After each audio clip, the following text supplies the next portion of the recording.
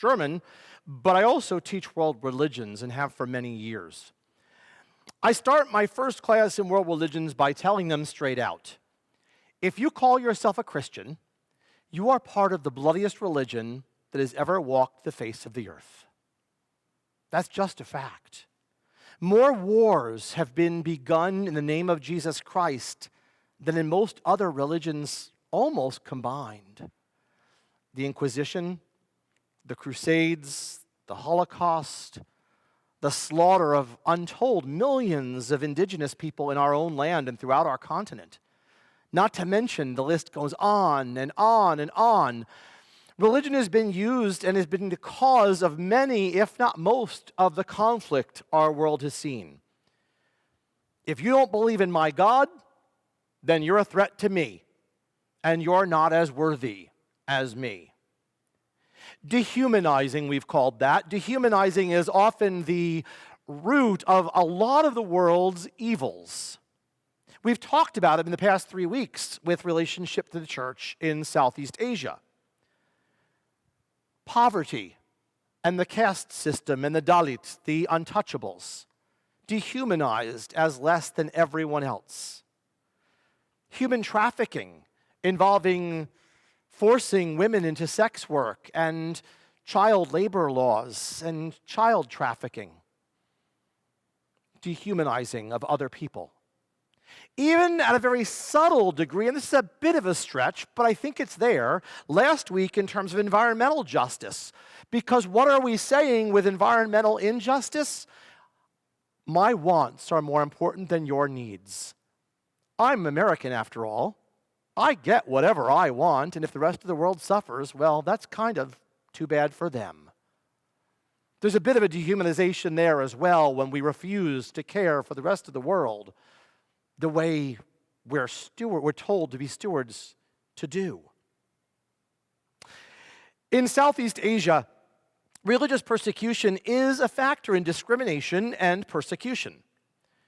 Religious minorities in many of the countries suffer loss of jobs, eviction, emotional and verbal bullying, sexual abuse, even being charged with more in marketplaces than people in the predominant religious group only because the bartering power is not as great. I'm not going to give you as good of a rate as I would someone who's like me.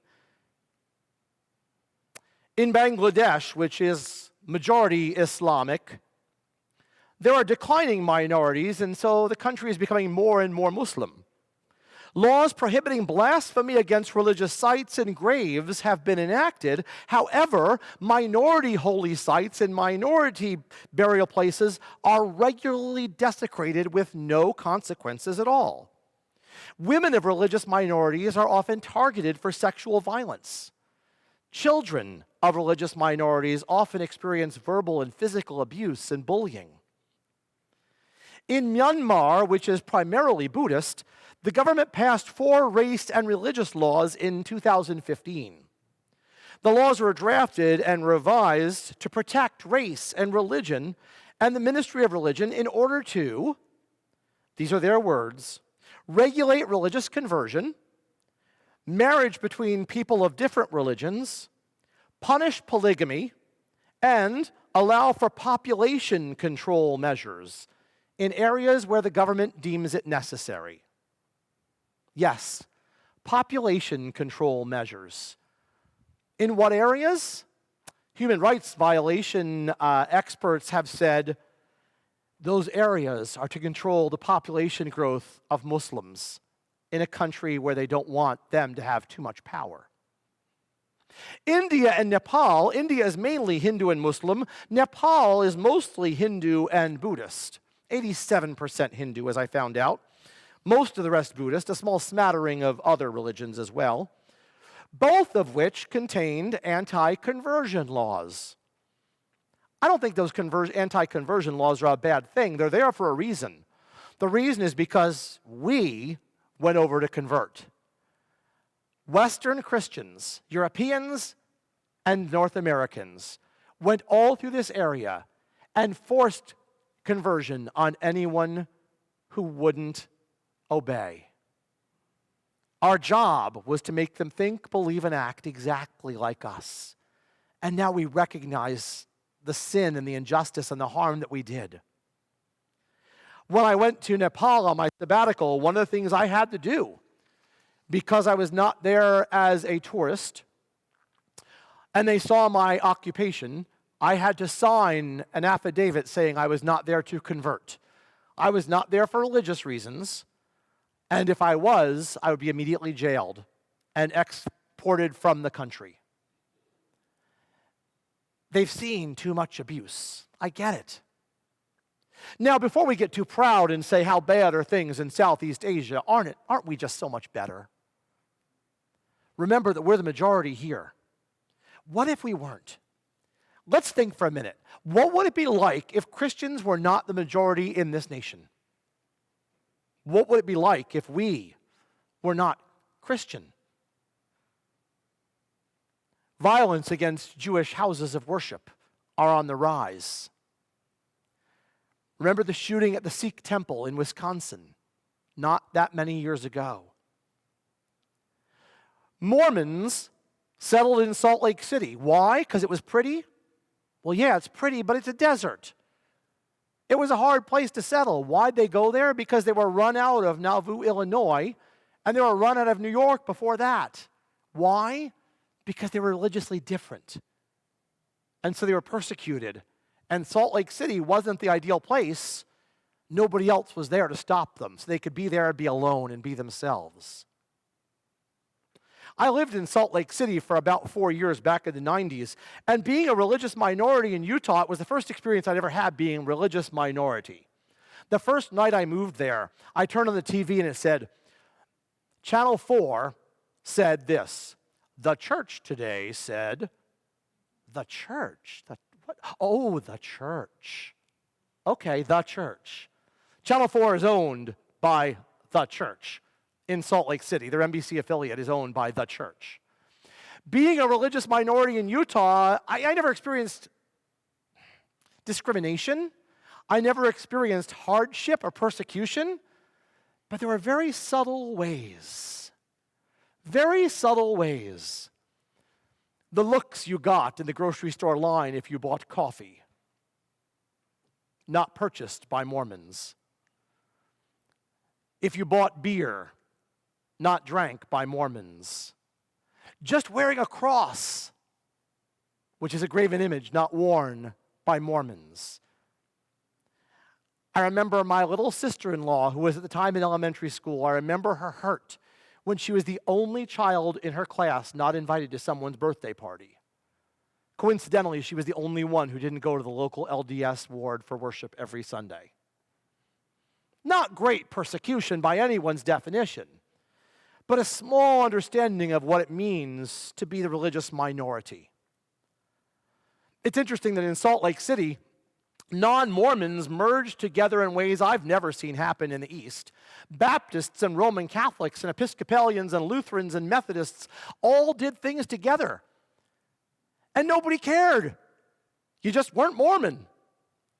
So we all banded together in a lot of very cool ways that exemplified John 17 in ways that we wouldn't think of doing here. But there were still funny little things. We were there a couple years ago. I showed Rob walking up the hill to the Cathedral of the Madeleine, the Catholic cathedral, which coincidentally was not coincidental, it was intentionally built on the highest point in Salt Lake City so I could look down on Temple Square and the Mormon Temple. Not a coincidence. I was told that story by the bishop. There's a joke that was told in Salt Lake City when I lived there. The Pope got a phone call one day, and it was from God. Francis, I have wonderful news, and I have not so wonderful news. Well, God, what's the wonderful news? I've come back. It's all true. I've returned.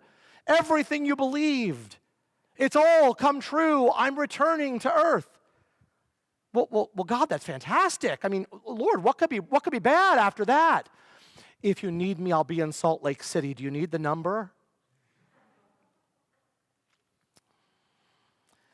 Religious minorities are not just persecuted in other countries. Religious minorities exist here too. There are lots of ways to discriminate in unspoken ways, aren't there?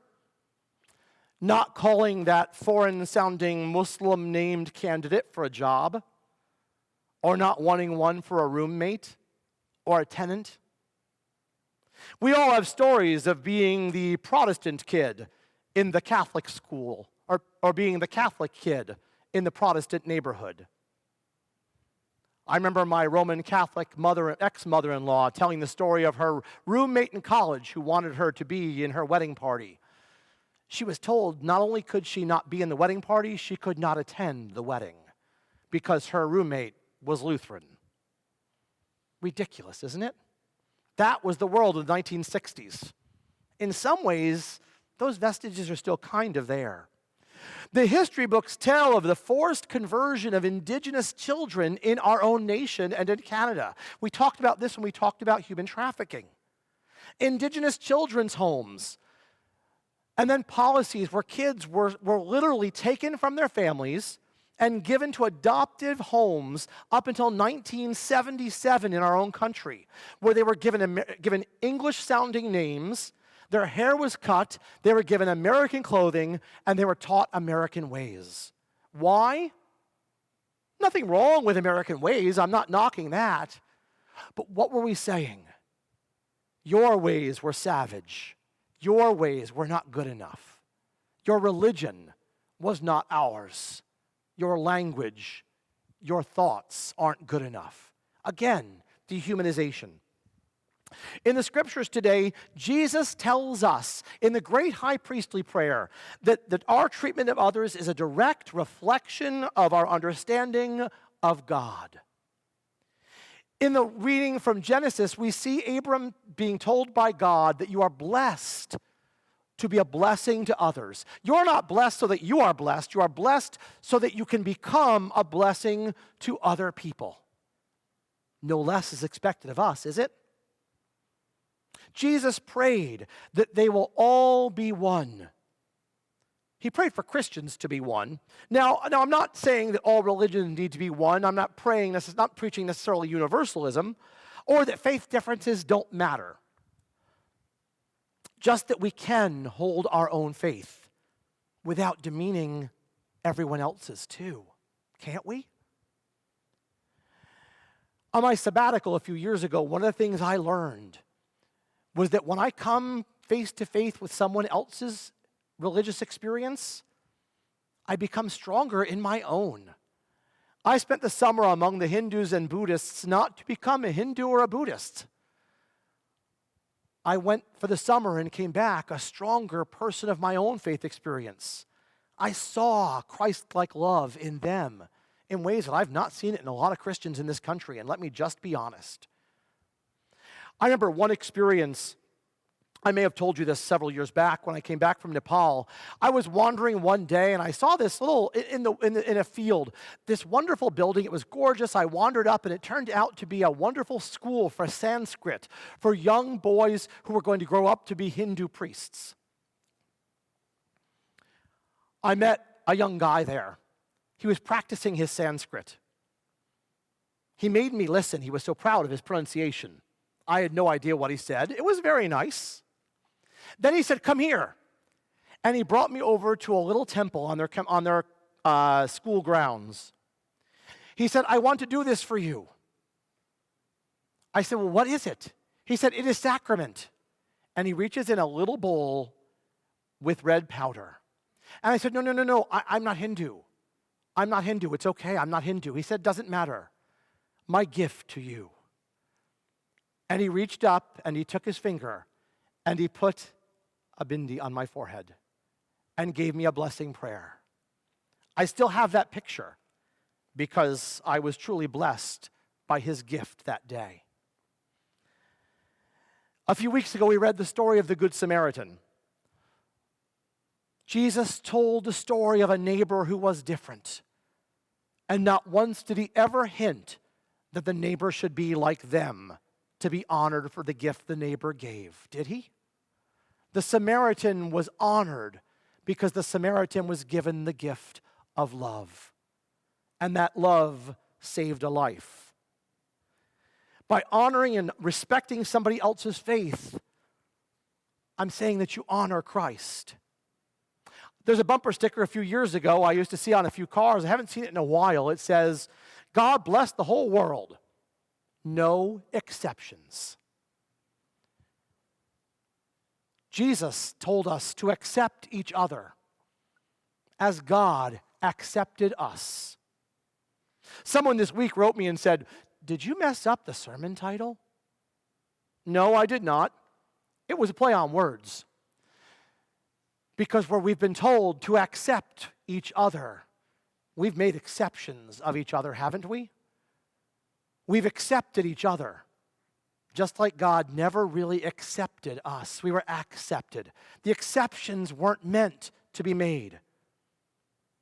When religion is used as a way of accepting those who are not like us and making exceptions, and not accepting and bringing in those who are different, I think we've missed the entire point of what it means to be Christ-like. We've missed the whole point of our faith. I'm a proponent that world religion should be taught in every high school to every senior. Why?